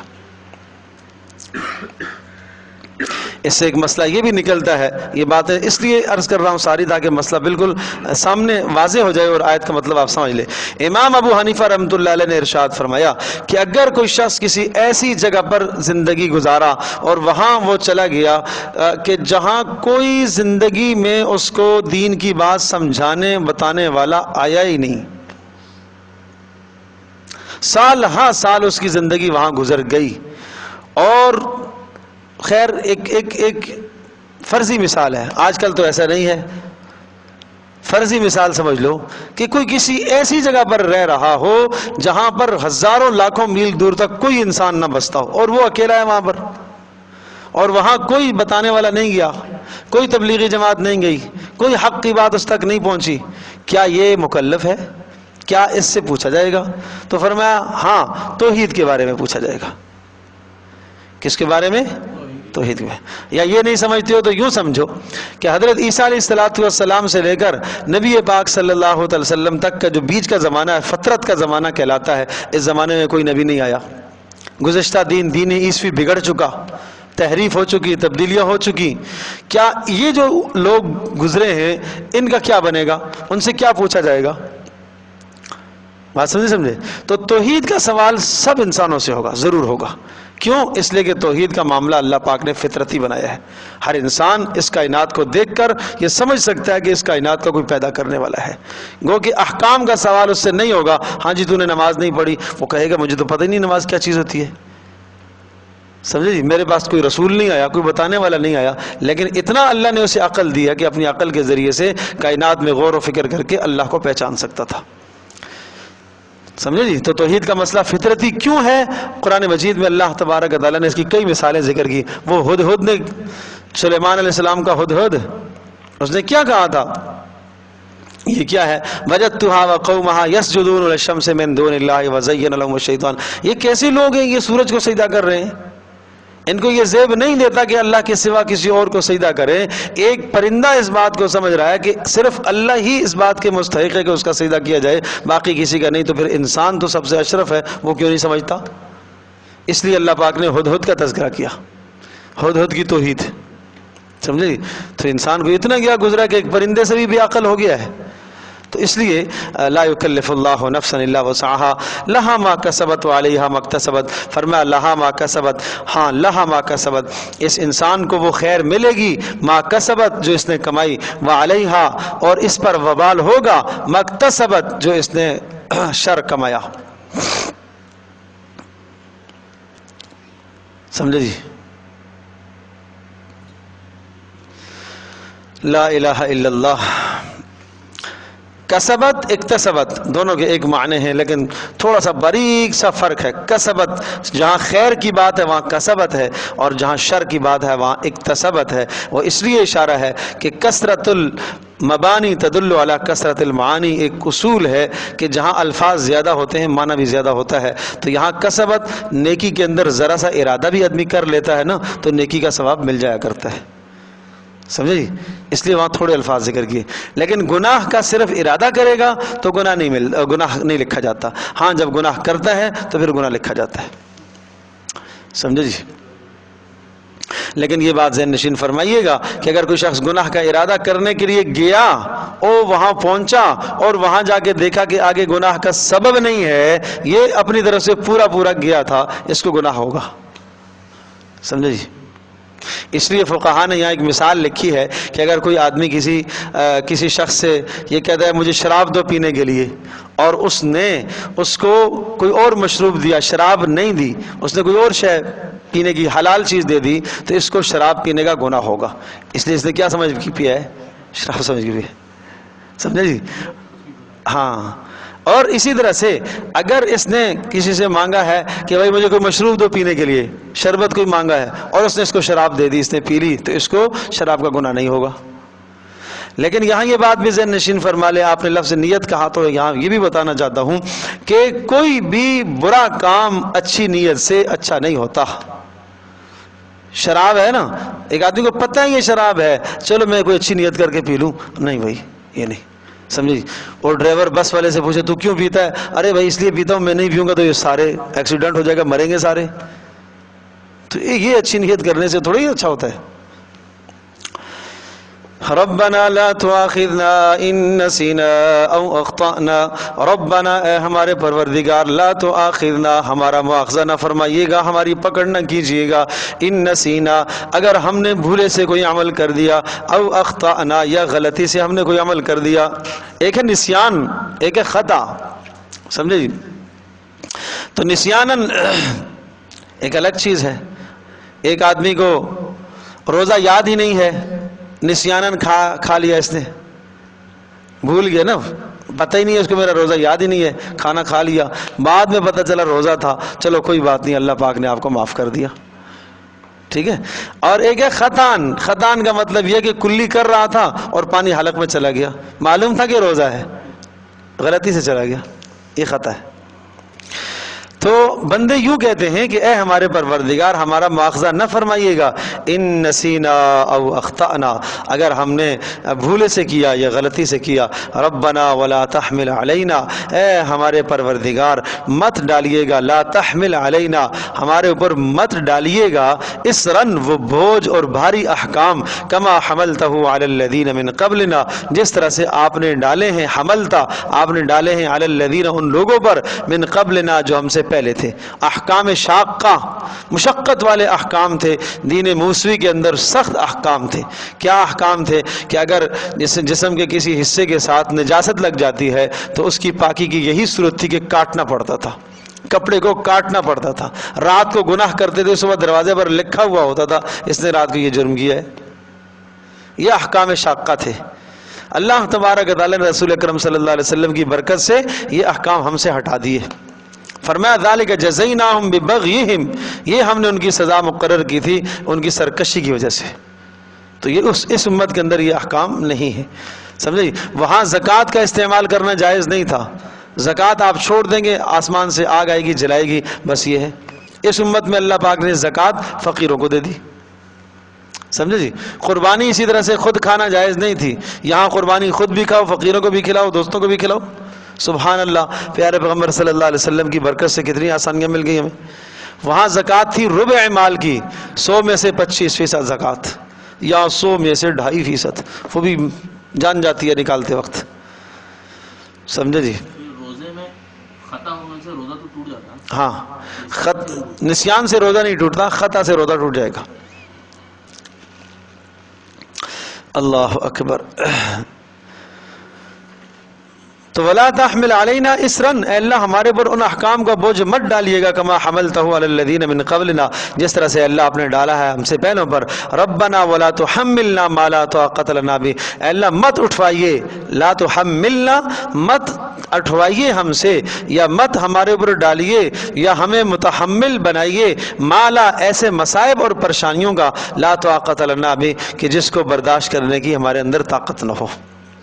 تو پہلے کا تعلق ہے احکام سے، احکام شاقہ مشقت والے احکام، اور دوسری بات کا تعلق ہے مصائب سے، کہ اللہ ایسی مصیبتیں، ایسی بیماریاں، ایسی آفات نہ لے کے آنا کہ جن کو ہم برداشت نہ کر سکیں۔ واعف عنا واعف عنا، اس کا تعلق ہے لا تؤاخذنا کے ساتھ، ربنا لا تؤاخذنا،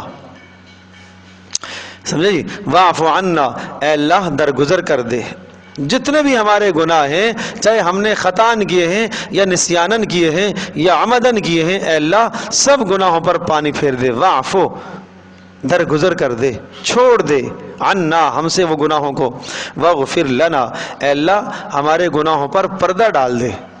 غفران کہتے ہیں، غفر کہتے ہیں ڈھانپنے کو، اے اللہ ہمارے گناہوں پر پردہ ڈال دے کہ کہیں ایسا نہ ہو کہ ہمارے گناہ بدنامی کا ذریعہ بن جائیں، معاف تو نے کر دیے لیکن بدنامی کا ذریعہ بن جائے، بات سمجھے جی؟ ہاں۔ ورحمنا، اور مزید اے اللہ ہمارے پر رحم بھی فرمائیے۔ کیا مطلب؟ کہ اے اللہ ہمارے گناہوں کو نیکیوں میں بدل دے، یہ معنی ہے ورحمنا کا۔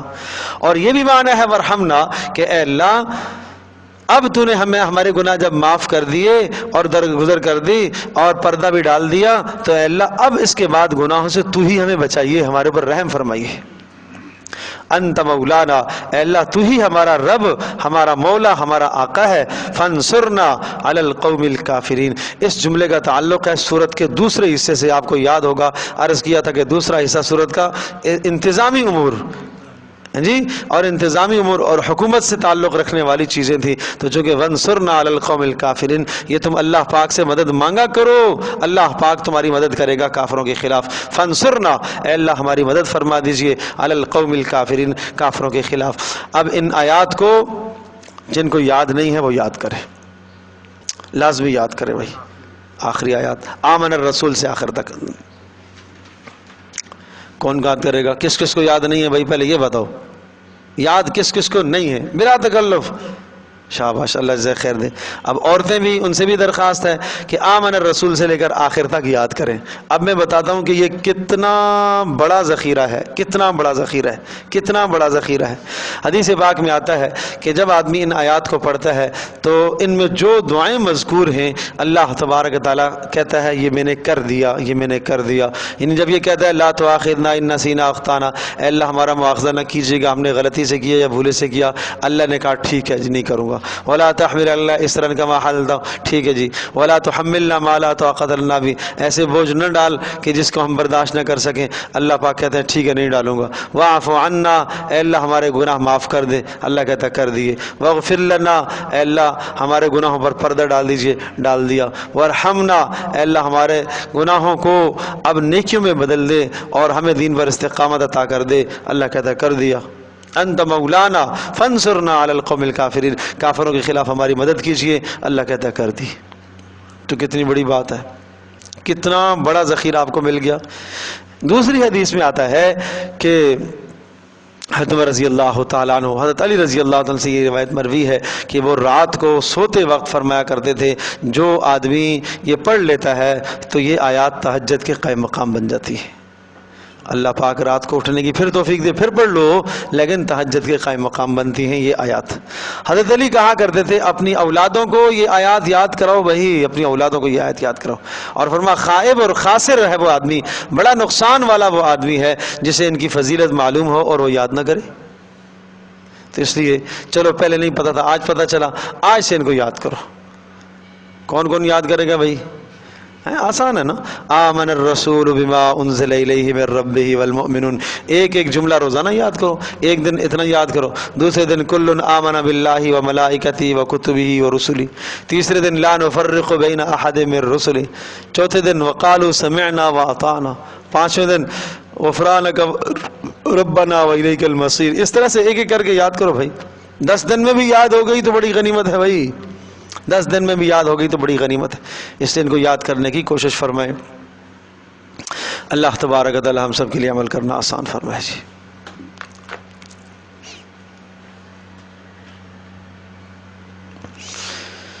لا الہ الا اللہ، لا الہ الا اللہ۔ تو